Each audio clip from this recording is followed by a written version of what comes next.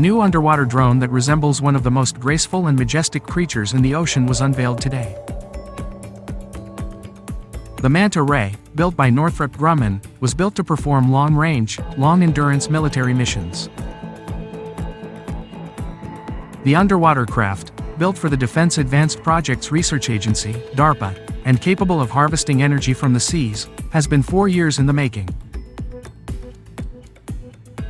Manta Ray began life in 2020, and the project's goal was to develop a new class of long-duration, long-range, payload-capable unmanned underwater vehicles, UUVs. Manta Ray is supposed to be capable of carrying out underwater missions with as little human oversight as possible. This is not as easy as it sounds. Seawater is corrosive. Sea life, such as barnacles, jellyfish, and seaweed, can foul moving parts, and various types of electromagnetic radiation, particularly sunlight, don't propagate well in seawater. It's a complex set of technical challenges that DARPA saw the opportunity to solve with a single program, advancing the state-of-the-art in UUV technology.